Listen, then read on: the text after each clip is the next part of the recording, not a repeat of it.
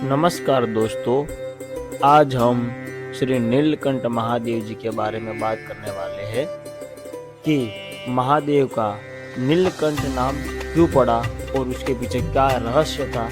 तो आइए आज हम सब श्री नीलकंठ महादेव जी के बारे में पूरी जानकारी प्राप्त करते हो और क्या रहस्य था उसके बारे में अब बात करते हैं।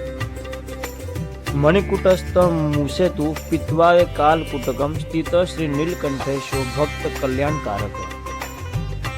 अमृत प्राप्ति के लिए दैत्य और देवताओं ने समुद्र मंथन किया और समुद्र मंथन के द्वारा उत्पन्न प्रसिद्ध कालकूट नामक श्री विष को पीकर मणिकूट पर्वत के मूल में स्थित भगवान श्री नीलकंठ जी है, जो भक्तों का कल्याण करने वाले हैं। सर्व खलिद्वम ब्रह्म तज्जलानि शांत मुपासित। इस श्रुति सिद्धांत के अनुसार अखिल विश्व के समस्त प्राणी परम सुख रूप उस परमात्मा से नितांत भिन्न होने पर भी मायाकृत नाना प्रकार के पंप्रच्छों के कारण अपने वास्तविक स्वरूप सुख को भूलकर अनेकों प्रकार के दुखों का अनुभव करते हैं। अतः मनुष्य आदि समस्त प्राणी निरंतर अपने स्वरूप से भिन्न दुखों के नाश एवं अपने स्वरूप को भूत सुखों की अनुभूति के लिए सदा प्रवृत्त हो रहे हैं, परंतु मायाकृत जिन दोषों के अपने स्वरूप सुख को भूलकर दुखों का अनुभव करते हैं, उन्हीं दोषों के वशीभूत होकर सुख प्राप्ति के वास्तविक मार्ग से भ्रमित हो जाते हैं और दुख नाश पूर्वक सुख की प्राप्ति के स्थान पर दुखों की ओर अधिक वृद्धि कर लेते हैं। ये तो बुद्धिजीवी प्राणी मनुष्य को चाहिए कि वह अपनी प्रवृत्ति को निरंतर सुख की प्राप्ति के वास्तविक मार्ग की ओर ही सदा अग्रसर करता रहे। सुख प्राप्ति का वास्तविक मार्ग कौन सा है, यह बात उसी मनुष्य को ठीक से समझ में आती है जिसके ऊपर उस परम पिता परमात्मा की असीम अनुकंपा होती है। वास्तव में जितने भी कल्याणकारी एवं श्रेष्ठ स्वरूप है, नाम है, वे सब परमात्मा के ही है। फिर भी मनुष्य को अपनी बुद्धि में परमात्मा के प्रति दृढ़ विश्वास उत्पन्न करने के लिए उनके एक निश्चित स्वरूप का ही अवलंबन करना अत्यंत आवश्यक है। परमात्मा के विभिन्न स्वरूपों में उनका शिव स्वरूप परम कल्याणकारी माना गया है। भगवान शिव ने अपने स्मरण मात्र से ही असंख्य मनुष्य के महान से महान संकट नष्ट किए हैं। भगवान शिव एक द्वितीय ज्ञान स्वरूप होते हुए भी अपने भक्तों के दुखों को नष्ट करने के लिए असंख्य बार विभिन्न नाम और स्वरूप प्रकट हुए हैं। उन्हीं में उनका एक नाम और रूप है श्री नीलकंठ महादेव जी। बोले नीलकंठ महादेव। शिव जी का नीलकंठ होने का कारण वेद व्यास जी कहने लगे, हर मनवंतर में जो 71 जी एक अवतार लेकर धर्म की रक्षा करते हैं। चौथे मनवंतर में हरि अवतार हुआ था, यह उसकी कथा तुमको सुनाता हूँ। और 5वां मनु रेवत नाम तामस का भाई हुआ। उसने बलि विद्याधिक मनु के बेटे विभव नाम इंद्र उर्वाबाहु आदि देवता हरिण्योमादिक सप्त ऋषि हुआ। और सुभर ऋषिश्वर की बैंकुंठ नाम की स्त्री से बैंकुंठ भगवान का अवतार हुआ। उन्होंने सुमेरु पर्वत पर सत्य लोक के सामने दूसरा बैंकुंठ लक्ष्मी जी के रहने के लिए बनाया। उस अवतार के गुणों का कोई वर्णन नहीं कर सकता। छठा चाक्षुष नाम मनु हुआ। उसमें पुरादिक मनु के बेटे मित्र रूप नाम इंद्र अभु आदि देवता हर्षदेव आदि सप्त ऋषि हुए। विराज की देव संभूता नाम स्त्री से अजित नाम अवतार परमेश्वर का हुआ, जिन्होंने 14 रत्न निकालने के लिए देवता और दैत्यों से समुद्र का मंथन कराया। परमेश्वर ने कच्छप अवतार धरा और मंदराचल पर्वत को, जो मथानी बनाने से डूबा जाता था, अपनी पीठ पर उठाया। इतनी कथा सुनकर परीक्षित ने पूछा, हे वेद व्यास जी, भगवान ने किस तरह पहाड़ अपनी पीठ पर लेकर समुद्र मंथन कराया और उसमें 14 रत्न निकालकर देवताओं को अमृत पिलाया, सो कृपया कर उसकी कथा सुनाइए। मेरा मन हर चरित्र सुनने से तृप्त नहीं होता। यह सुनते ही वेद व्यास जी अति प्रसन्न होकर कहा, हे राजा, देवता व दैत्य दोनों भाई कश्यप जी के पुत्र होकर आपस में शत्रुता रखते हैं। कभी इंद्र दैत्यों को जीतकर देवताओं समेत राज्य करता है और कभी दैत्य लोग देवताओं को जीतकर तीनों लोकों का राज्य करते हैं। जिस तरह संसारी जीव पृथ्वी पर चलते हैं, उसी तरह देवलोकादि में ऋषिवर व महात्मा लोग आकाश मार्ग से चलते फिरते रहते हैं। एक समय जब इंद्र राजा सिंहासन पर था, ऐरावत पर चढ़कर कहीं लोग चला। रास्ते में दुर्वासा ऋषिवर को देखकर इंद्र ने दंडवत प्रणाम किया। ऋषि ने बड़े हर्ष से एक पुष्प की माला जो गले में पहने थे उतार कर इंद्र के पास भेज दिया। जब उनका शिष्य माला लेकर इंद्र के पास गया तब इंद्र ने वह माला उससे लेकर हाथी के मस्तक पर पहना दिया और अभिमान से बोला कि इससे सुगंधित हो और उत्तम पुष्प देवलोक में होते हैं। हाथी ने उस माला को सूंड से निकालकर पैर से रौंद डाला। जब उस शिष्य से जानकर यह बात ऋषिश्वर से कह दी तब दुर्वासा क्रोध करके बोले, हे इंद्र, तूने राज्य व धन के मद से मेरी माला का निरादर किया, इसलिए तेरा राज्य व धन नष्ट हो जावे। जब दैत्यों ने दुर्वासा ऋषिश्वर के शाप देने का समाचार सुना और युद्ध करके उनका राज्य छीन लिया तब इंद्र ने देवताओं समेत भागकर ब्रह्मा जी से अनुपम विनय किया, हे महाप्रभु, दुर्वासा के शाप से मेरा राज्य व धन जाता रहा, कुछ सहायता कीजिए। ब्रह्मा जी बोले, मैं रक्षा करने की सामर्थ्य नहीं रखता, चलो नारायण जी विनती करते हैं, उनकी दया से तुम्हारा दुख अवश्य छूटेगा। ब्रह्मा ने इंद्रादिक देवताओं को अपने संग लेकर क्षीर समुद्र के तट पर जाकर परमेश्वर की स्तुति की कि हे दीनानाथ, मैं आपकी कृपा से जब सब जीवों को उनके कर्मानुसार 84 लाख योनि में जन्म देता हूँ, पर आप अपनी इच्छा से देवता, ब्राह्मण और हरि भक्तों का दुख छुड़ाने के लिए अवतार लेते हैं, उसमें मेरा कुछ वश नहीं चलता। इन दिनों दुर्वासा ऋषि के शाप से देवताओं का राज्य दैत्यों ने छीन लिया, इसलिए सब देवताओं दुखी होकर आपकी शरण में आए हैं। आप दयालु होकर इनका दुख निवारण कीजिए। आपके सिवाय कोई दूसरा मालिक व बड़ा नहीं है जिससे जाकर अपना दुख कहे। संसार में आपका नाम दीन दयालु प्रकट है, इसीलिए इन्हें दिन जानकर इन पर दया कीजिए। वो शरण आए हुए की लाज रखकर इनकी सहायता की। वेद व्यास जी कहने लगे कि जब ब्रह्मादिक देवताओं की स्तुति करने से वेंकुटनाथ प्रसन्न हुए तब उन्होंने 1000 सूर्य के समान तेजस्वी रूप से गरुड़ पर आकर देवताओं को दर्शन दिया। वह प्रकाश देखते ही ब्रह्मा के सिवाय और सब देवताओं की आंखें झप गई। सुदर्शन चक्रादिक उनके 8 शस्त्र अपना अपना रूप धारण किए चारों ओर खड़े थे। ब्रह्मा ने दंडवत व परिक्रमा करके हाथ जोड़कर विनय किया, हे दीनानाथ, जल थल अग्नि वायु और आकाश सब आप ही है। हम महादेव और दक्ष प्रजापति आदि देवताओं के आपके समान चिन्हगारी के समान है, कुछ सामर्थ्य नहीं रखते। आप सर्वदा आनंद रूप है। कौन सा ऐसा है जो आपका आदि अंत और आपकी महिमा का वर्णन कर सके, जिससे देवताओं का कल्याण हो वह कीजिए। तब परमेश्वर ने जल विहार कर विचार कर कहा, हे ब्रह्मा, इन दिनों दैत्यों की दशा बलवान है, दुर्वासा के शाप से देवताओं के दिन निर्बल है। अब मेरे निकट यह उचित है कि सब देवताओं दैत्यों के पास जाकर उनसे प्रीति करके क्षीर समुद्र मंथे मंद्राचल पर्वत को मथानी बनाकर उसमें वासुकी सर्प की रस्सी लगाए समुद्र से अमृत आदि अति उत्तम 14 रत्न निकालेंगे। वह अमृत देवताओं को पिलाया जाए तो उसके पानी से देवता अमर होकर दैत्यों को जीत कर अपना राज्य पावेंगे। यह बात सुनकर देवताओं ने विनय किया, महाराज, दैत्य लोग हमसे बलवान है, यदि अमृत छीनकर पी लेंगे तब हमारा क्या वश चलेगा। परमेश्वर बोले कि तुम लोग धैर्य रखो, हम किसी उपाय से अमृत तुम्हें पिला देंगे। दैत्यों को परिश्रम के सिवाय कुछ लाभ न होगा, तुम उनसे प्रीति करके अपना काम निकालो। जिस तरह सर्प ने जाल में फंसकर चूहे से मित्रता करके अपना कार्य सिद्ध किया था, उसका इतिहास महाभारत ने विस्तार पूर्वक किया है।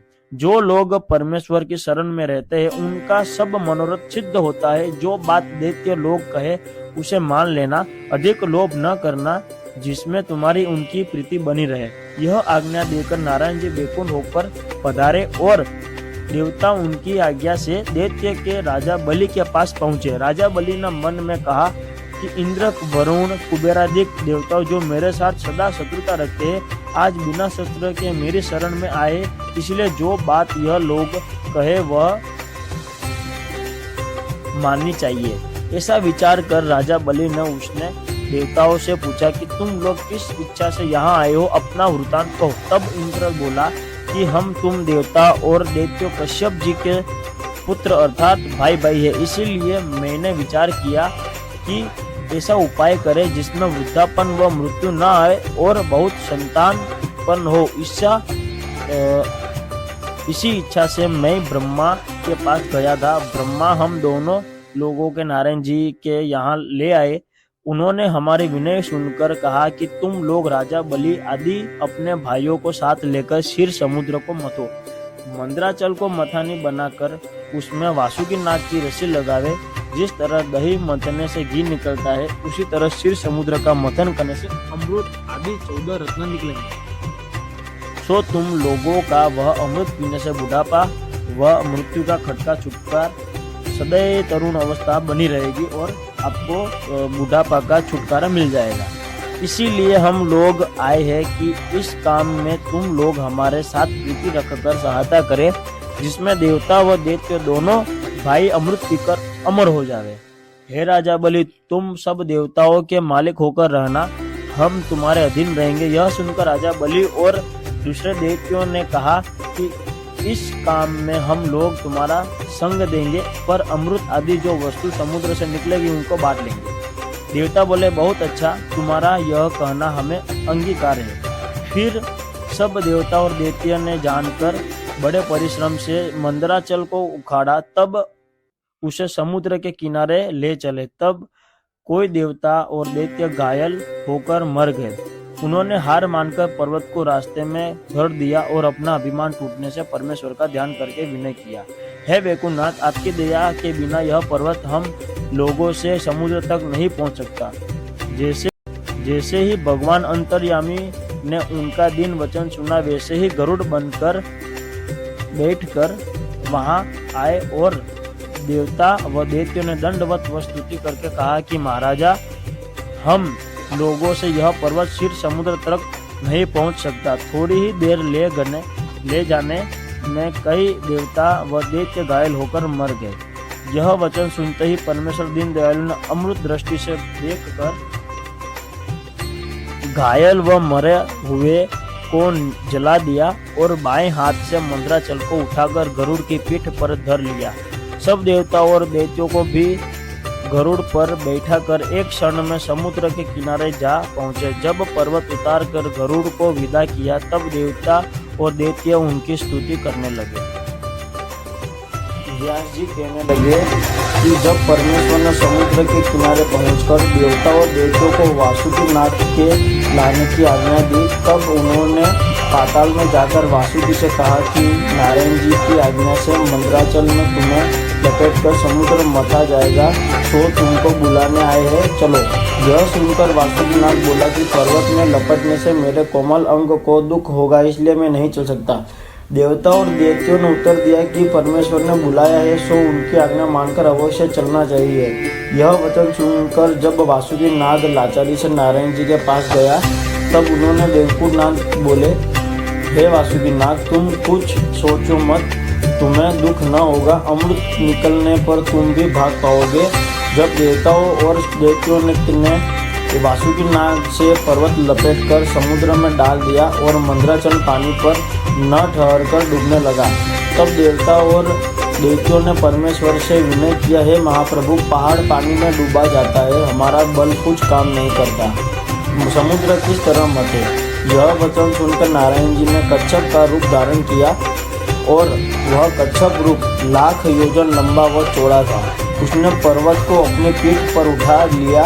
जब पहाड़ जल पर ठहर गया, तब भगवान जी ने बोला, देवता और दैत्यों से कहा कि पहले तुम लोग गणेश जी का पूजन करो, जिससे तुम्हारा मनोरथ सिद्ध हो। गणेश जी की उत्पत्ति इस तरह हुई है कि एक दिन पार्वती जी बैठे हुए महादेव को पंखा झोल रही थी।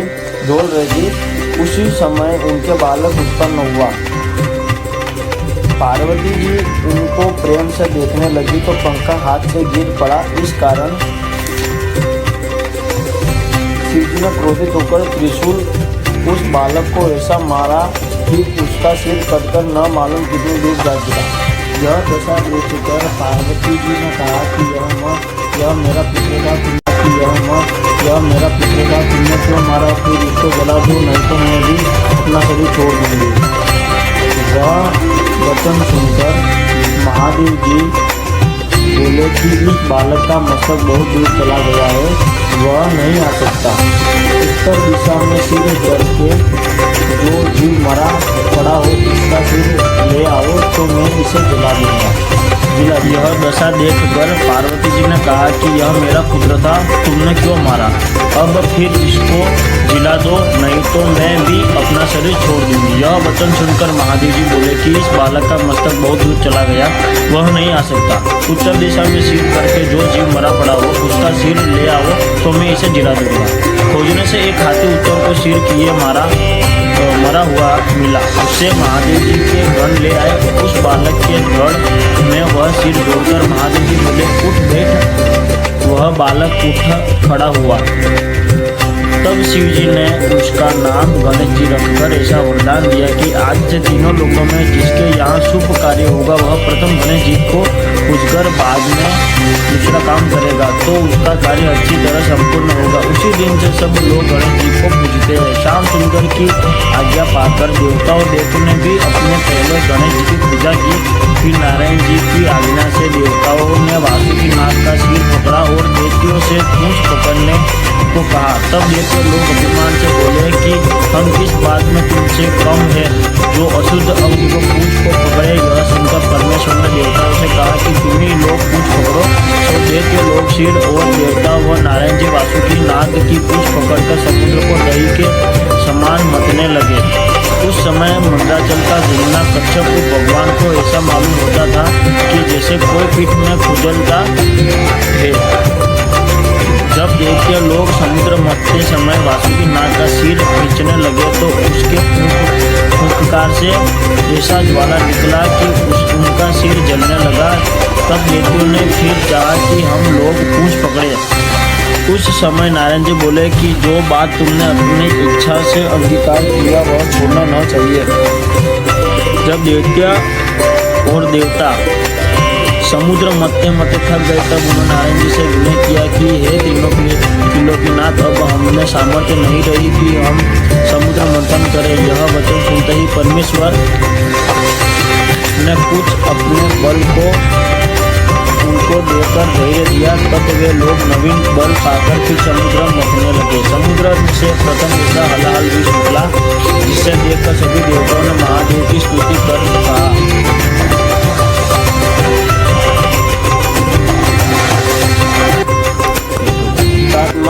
देवादिदेव महादेव तीनों लोगों को जलाकर भस्म करने की शक्ति वाले इस विष को भयंकर ज्वालाओं से भयभीत होकर हम आपकी शरण में आए हैं। आप इससे हमारी रक्षा कीजिए। उस समय अंतर्भाव से की गई शिव स्तुति अत्यंत भावपूर्व एवं माननीय है।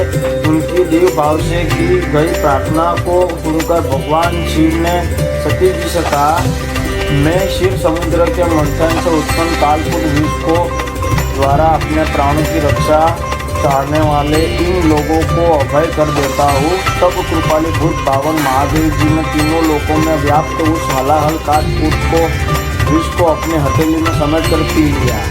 उसमें भी उन्होंने अपना प्रभाव दिखाते हुए उस हलाहल कालकूट विष को अपने कंठ में ही रख लिया जो उनके लिए एक भूषण बन गया। इस प्रकार सबको दुखी देखकर महादेव जी ने अपनी हथेली में रखकर विष पी लिया। विष के प्रभाव से उनका कंठ नील वर्ण का हो गया जो उनका भूषण बन गया है।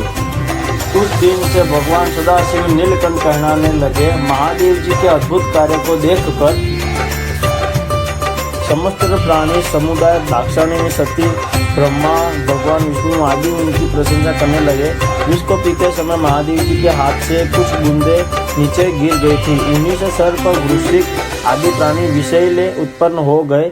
भगवान सदाशिव के द्वारा विष पान कर लेने पर प्रसन्न होकर देवता एवं दानवों ने पुनः बड़े वेग से समुद्र का मंथन करना आरंभ किया। तब उनमें से क्रमशः कामधेनु, गौ, उच्च श्रवा, घोड़ा, ऐरावत हाथी, कौस्तुभ मणि, चंद्रमा, कल्प वृक्ष, अप्सराएं, लक्ष्मी जी, वारुणी देवी और अमृत कलश के सहित धन्वंतरी जी आदि उत्पन्न हुए। इस प्रकार श्री नीलकंठ महादेव जी को नीलकंठ महादेव कहा गया। तो आप भी बोलिए हर हर महादेव, हर हर महादेव।